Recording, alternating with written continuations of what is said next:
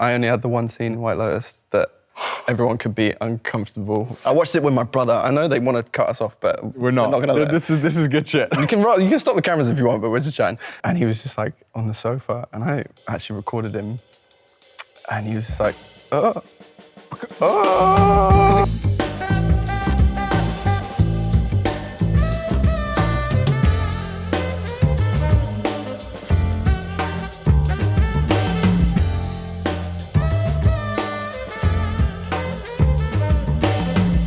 Hello, Leo. Lovely to meet you. Lovely to meet you too. How are you? I'm great. Yeah. We're here in this very bizarre studio. This very small room. This is our Therapist room. both your and my living room. Yeah. Exactly like this. I brought my plant all the way from London. Plant looks fake. It is. Good to know. Because I would never water that thing. We're here to talk about our respective... We're here to just talk about just ourselves, aren't we? Yeah, really. Just bang on about ourselves. We just found out that we support... Yeah, we already kind of hate each other. Rivaling football teams. Yeah. Well, so the fact that you support Chelsea tells me a lot about who you are as a person, yeah. Okay. So it tells me... It tells me that you're plastic. You have nothing behind you. There's no substance behind you at all. Oh, God. And you're just in it for the glory. Yeah. Can the same be said about your approach to acting and your career? I don't know, I just blanked out every insult that you just threw away. I mean... Plastic, yes. Yes, plastic. Incredibly plastic. I fake everything when the camera's rolling. I don't buy that, and not to steer too into the acting straight away. Here we go. But I did text you because I watched the show. The show that you what's did it called? one day. Oh, well done. I had to really memorise that one. One Day, which is, I suppose you could say, like a remake of the movie that one of my co-stars and your new friend. did. Yeah, my new friend. Your my new friend. mate. Feels weird to say. No, it's fine. Keep. We're connected here. Yeah. I watched the show, and you're just like incredibly human in it. Just a very, very beautiful performance. When you and Ambika, it felt like a sort of a modern day epic in a lot of ways. Nice. One day epic. Am I selling you the? You are. Your I believe show you. Man. I believe you. Very well. But no, yeah, you have just. Thank you, by the way. That's right, mate. very, very kind words. You can say. So I can keep doing it. You can, yeah. You can stay. I think also, there's like so much content nowadays. Yeah. And, the Netflix of it all, the Amazons or whatever. And I think to be in something that's like feels very transcendent of like the mass amount of not teen shows but younger shows that we get. It felt so very real. Like, how did you come to the project? I think a lot of what we did on that show was we already had the foundation of such a good book, and it was obviously like a very, unusual setup for a show is to have like 14, 30-minute episodes. Yeah. So what now? Whatever you want. Scrabble. Was there a lot of stuff that didn't make it in the show that you filmed? There was a story in episode 3, and he basically is just like telling a story about some night that he's just had, and it's so long, and they cut the entire thing. You probably spent so long. I did, mate. I was like really trying to get my storytelling chops out. I was actually quite grateful that they cut that whole thing there. Really? Why is that? I don't know, I was fumbling my way through it anyway. Do you ever feel that way? Oh yeah, man, all the time. I mean, it was kind of different on Mary and George because... Which, by the way, congratulations. Well, you have to say that now. I do have to say that. I just waxed lyrical. So it'd be funny if you were like, yeah, it was rubbish. It was pretty bad. They made me watch it for this taping. I hated everything. No, but genuinely, I felt for you because I was like, we're basically the same age, London boys, and I was like, he's going toe-to-toe with Julianne Moore. But you did it. You completely held your own. Thanks, mate. You were so good to watch, mate. Appreciate that. I feel like you've had this, in your career as well. I mean, notably White Lotus as well, but when you're acting with these people who are, have been like so visible in the industry or iconic in a way, and then I think very quickly people kind of become very humanized. And it's kind of the same, you know, with you as well. It's like we work in this industry that oftentimes pits people against each other. And, you know, you and me probably end up going for all the same parts together. And I think I auditioned for Mary and George. Did you really? Yeah. You I auditioned for White Lotus. Did you actually? Did you actually? Yes. No way. But this is the funny thing is it's like so nice to like engage in like the human of it all because that's the thing. It's like, you know, someone like Julie. I can call her that now, by the way. I was going to say. Yeah. Julie? She said, I mean, she actually goes by Juju sometimes. I thought like that was a bit too familiar. So for the rest of the interview, she's going to be Juju. Please no. It feels wrong. It feels wrong. Done it now. It's on tape. They've got it. No, but with her, you do think Julianne Moore icon, and then you meet her in person, and she's so grounded, and she's so light in and around the work. Was it intimidating though? You can be honest. Just me and you here. Yeah, it's just you and me, not 50,000 people behind the camera. No, I mean, maybe at first. Yeah.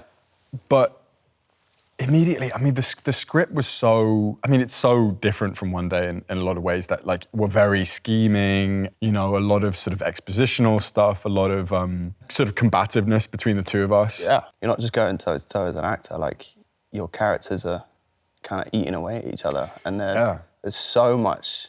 It's a really volatile relationship. What if I go later, when I'm older? You could, but if you miss this chance, you'll fail us all and live like your father, smeared in the unwashable excrement of eternal shame. I mean, George never feels on solid footing with his mother. You know, he's like, earlier in his life, he's just desperate for her love and affection.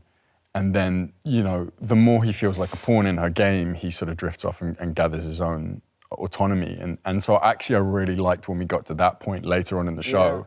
Because, you know, we're talking about, you know, these monologues and huge lines like that. George isn't really like that. He's very, it's much more of a physical performance rather than, you know, Julie would have these amazing pithy lines or long monologues. I mean, same as Tony Curran, who plays the king. And but I mean, the thing that struck me about your performance is that it's kind of both. I mean, Dexter is such a complex and is such a sort of, I mean, seeing his kind of grief unfold over years. And I think a sort of a commonality between both of our shows is like having to track something over the course of years.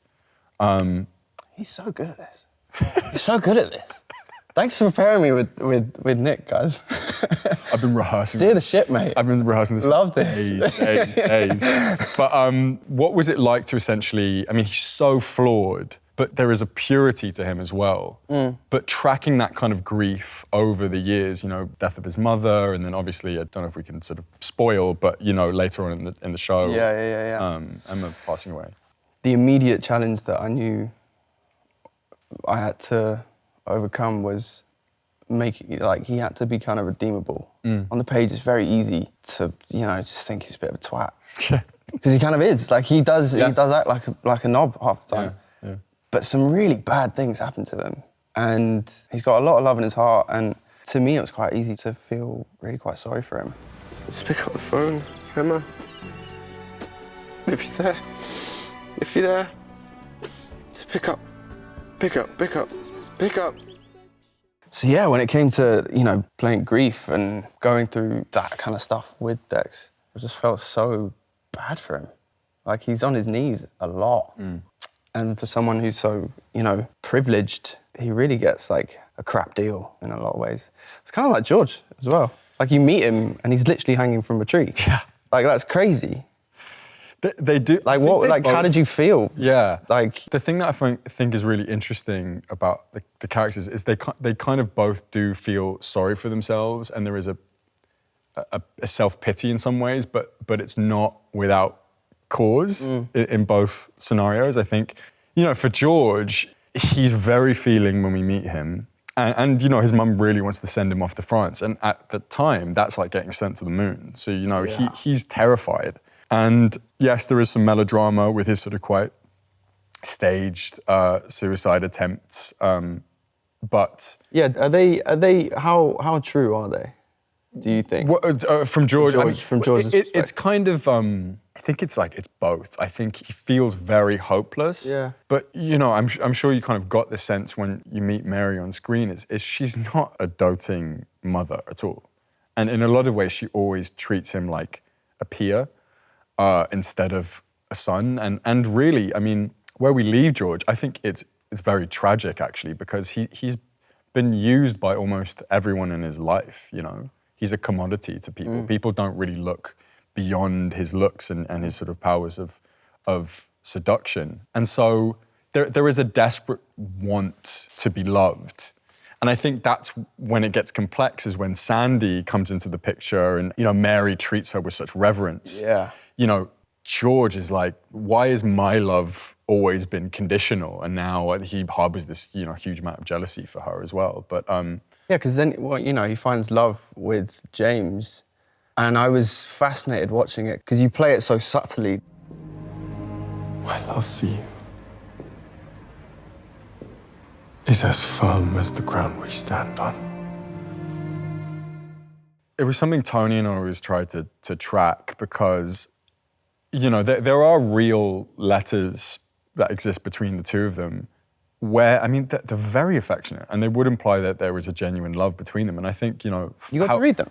Well, yeah, we got to read. There was an amazing book, and I'd love to ask you about this from your perspective, but there was an amazing sort of historical book, The King's Assassin, that we kind of used to help flesh out the historical knowledge. We then kind of deviated, and it is historical fiction, but there were letters between the two of them that really implied there was genuine love. I think it started out as transactional. There was a genuine love that kind of bruised that you kind of start to see in 4 and 5. And then I think, there's obviously huge chunks of history we didn't have time to explore, and his whims kind of get the better of him and his appetite is voracious, and that kind of blows apart the whole steady home life with the king. Yeah, it feels like he was sent to seduce the king, and then over time kind of got quite seduced himself by the lifestyle. Well, it's definitely the lifestyle, and his appetite for power definitely grows. But I think in James, he also sees someone who's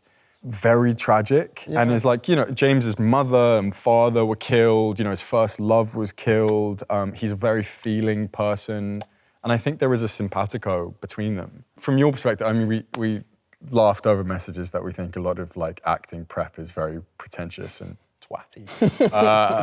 You can bleep that out. I didn't say that. But, for something like this, which is such an epic, do you read the book? What's your kind of your few weeks, months lead up to this? A lot of the prep happened because I was doing so many auditions. Because I was in Sicily doing Lotus, going back to London to be in the room and audition. Auditions did you do for it? 5? Jeez. That was nuts. They They don't make it easy. They put me through the ringer. Is that because it's Netflix, do you think? Or? I think they just they wanted to get the right Emma and Dexter. Yeah. But by the end, the final audition, I was in the room with. I thought it was just going to be Molly Manners and Rachel Sheridan, the director and casting director. I walked in and it's all the execs are in this little room, and the showrunner, and so I obviously wanted to crap myself. But we were doing a lot of the rough scenes with Dexter and his mum, and then after Emma dies. And I remember Rachel Sheridan. She'd probably hate me for saying this, but we'd been we'd gone on a bit of a journey. Yeah. Because she would read with me throughout all these auditions, and I was breaking down in this audition room, and I said a line, and I looked up, and because she just didn't say her line. Oh. So I looked up, and Rachel, bless her, she was crying as well. She's we were just going, because it's just, it's a very sad thing. Yeah. So I just reached out and I just touched her foot, and we carried on. So after that, I was okay, I feel like I know how to play Dex now. It's just about getting the offer. Did you feel a connection with him when you were reading it? Yeah, I sometimes figure myself as, you know, a little bit useless or just like, I know I make tons of mistakes and so does he. So that was kind of my way in. And then we started filming and it was like a 14-page dayer. It was the first day was on the hill. On Arthur's... No, okay, on Primrose Hill. Yeah. And that's interesting. that was first day, yeah. I always love trying to spot first days. Really? How 'Cause for can me, you I can tell? always tell when it's my Really? first day. Or like, you know, you film a scene that's like, you know, it's sequential, Yeah. but then like you've done it like 3 months before, and then you're like, my performance is not bad at all. We had a crazy shoot schedule where we were like doing 3 blocks essentially in one day. So literally 20 years apart in one day. And it was like... Mate, was that is tricky. brutal. Yeah. But I would never have known that was your... What day did you think my first day was? Go on, tell me what my worst performance scene in that literally film. none. But there's something that's so... God, there's something so... Did you shoot in blocks or did you shoot it... Yeah, we shot it in like 4 blocks. Okay, interesting. What about this Emma? She's just a friend. Really? Yes. So I did this film called Bottoms. Yeah. God, it feels like a while ago now, which is You play a jock. It's dumbest, like, so character funny ever. though. But I've never done an out-and-out comedy like that. And, you know, I usually kind of have a sort of process where I kind of know vaguely who the person is and how to kind of access emotion in different scenes if you need it. But with Jeff, he's so ridiculous that there was no way really to prep other than watching like Not Another Teen Movie and like all these like really like heightened comedies from like the 90s. And Was it like a mental state that you had to get into where you just because I haven't done you know an out and out comedy. Yeah, And you hear that you just don't try and be funny or something like that. that's the thing. What is it like? I thought I had to bring something into it, and really it's just about like trying to like sit in the pocket and like just be open. And Emma Seligman, who directed it, one take she'd be like, okay, you're an infant and you're throwing your toys out the pram, and the next take she'd be like, you're a sociopath and you're gaslighting this person. And so, you know, we wrapped the movie and I have no idea who this character is. I don't know what I'm going to see on screen. And then, you know, with George, it's like the opposite because you have a historical text that you can go to. I mean, it was tricky because I had about a week and a half between wrapping The Idea of You, which is this other movie I did just before, to then go on to Mary and George. So it was... Wait, so you shot Idea of You and then did Mary and George? Yeah, exactly. Wow. So it was, I'd really, I know... Where you play Harry Styles? deny.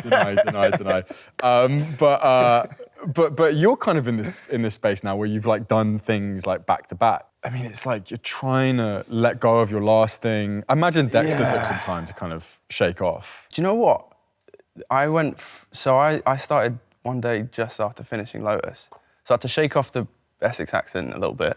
You're so... Throw my teeth. You're such just a classic West Ham fan, like geezer. Do you know what? As a Chelsea fan, I felt like such a basilisk.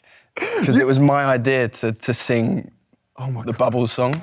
It was I asked Mike if I could do it. Wait, you had a Hammers tattoo? I asked for the Hammers tattoo and I went full West Ham. And like a lot of one of my best mates is a Chelsea fan and he was like, he like couldn't look me in the eye for a bit. Wrong.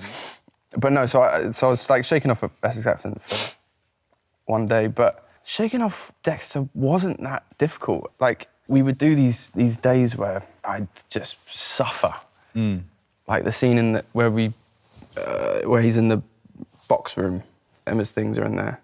Days like that, you want to shake them off immediately. So by the time we've wrapped, I'd kind of been letting it go along the way.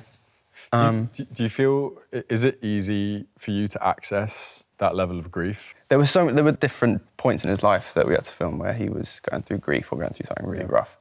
Sometimes they're really difficult, sometimes they're not. Like, I don't know about you, but whenever I read a script and I'm like, reading it, and then it says, character, breaks down crying. Cries. I'm like, for fuck's sake. Oh yeah, Sorry. That's definitely making it in there. No, I mean, but it's also Sometimes it's really annoying. but it takes you out of it because then you're like, yeah. oh, now I cry, Yeah. and If it's you- robotic and that's not human. Yeah. I think if you're reading it and you've already start to feel it, then you know something might click. And that particular scene was one of the hardest for different reasons. Like, it was just horrible being in that place, doing it again and again and again. I remember we finally wrapped, well, at least my coverage, and I was like, thank God, I let it all go.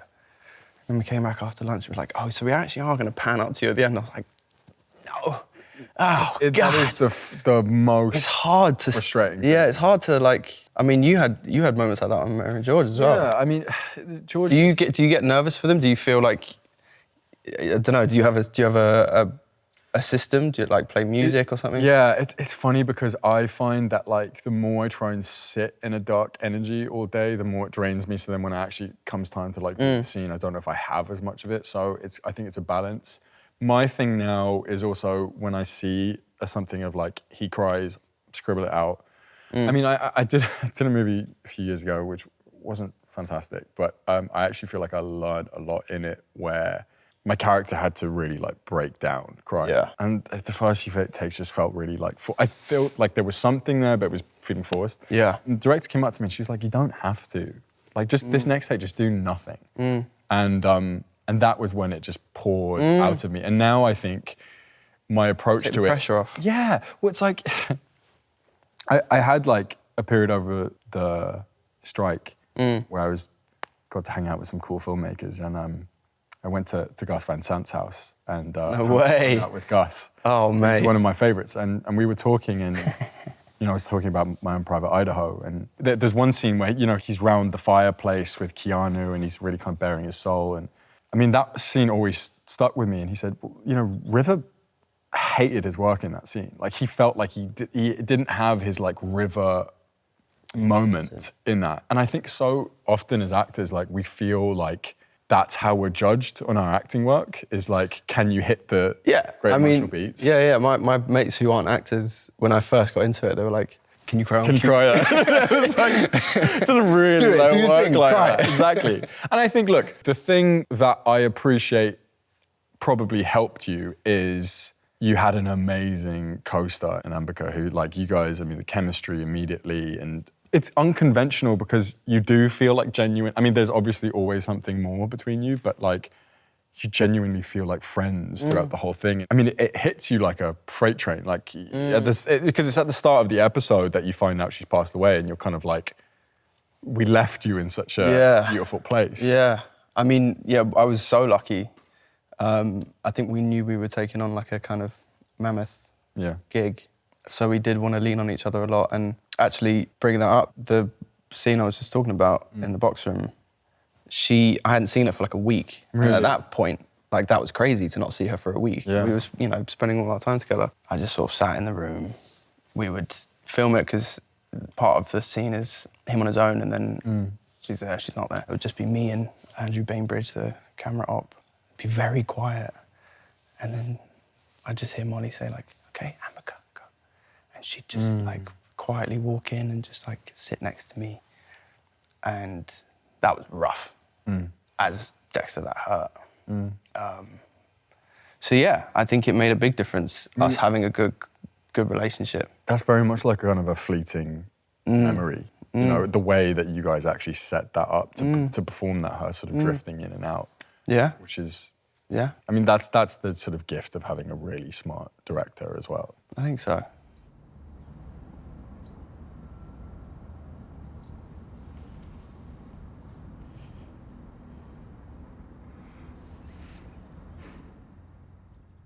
Nick, how does it feel to be an internet boyfriend? Am I an internet boyfriend? I'd say that you're quite solidly an internet boyfriend. Do you type that into Google to just see who's like? Yeah. I mean, you are an internet boyfriend. No, I've been typing it, waiting for me to come up. You've been trying to make the algorithm realise that you are an internet boyfriend. I mean, it's a silly question, Yeah. but like genuinely, Red, White, and Royal Blue, that was like a big launching pad. I just can't afford for you to fall in love with me. Okay, wait a minute. No, that's not what I meant when I said... yourself, Your Majesty. It's your Royal Highness. I don't know how many times I have to tell you that. You know, you garnered so much attention, which you continue to get, and you obviously deserve it. But like, are you all right? Are you okay? I'm doing okay. Yeah? I think You're I'm holding doing up? okay. No, look, it's funny because we can always kind of relate this back to Dexter and his sort of ascent in fame and everything. But like, I think it happened in a really interesting way. We had the strike at that point, so I didn't get to promote the movie. I'd already kind of experienced a little bit of this sort of Netflix hysteria with this movie I did before, Purple Hearts. But the fans are such a fan of the book as well. And so like I already kind of knew what that was gonna be and just hoping that it matched their expectations. Yeah. Great to see you. You too, Your Majesty. Actually, it's Your Royal Highness. Your Majesty is reserved for the king. Oh, thank you for the etiquette lesson. You are desperately in need of one. You know what? I mean, I could ask you the same thing, you know, with One Day. I mean, you have huge fans of the book, you have huge fans of the other film, and then the Netflix effect of really launching you. Because, I mean, I'd say that, you know, because of White Lotus, especially, you were definitely revered in our industry and publicly, but that, I mean, it's a whole nother level when... Come on.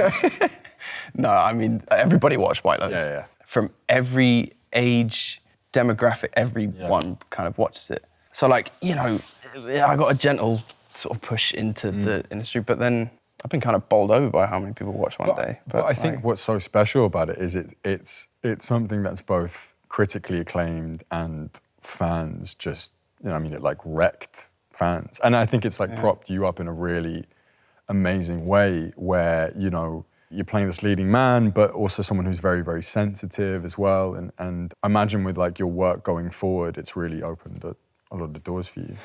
Yeah. I mean, but, you know, it's just kind of, and I know you're the same, just, why are you smiling? Make me laugh. We're just human, the same. I mean, really, like we did, he's Shepherd's Bush and I'm Hammersmith, which is crazy. Do you know what? So close to where we Do you know what? I bet everyone thinks that I'm from Hammersmith as well. Because Google keeps saying I'm from Hammersmith. Yeah. You are actually from Hammersmith. I actually am, yeah. Because I thought that was hilarious, that I was like, I bet he's pissed that it says he's from Hammersmith.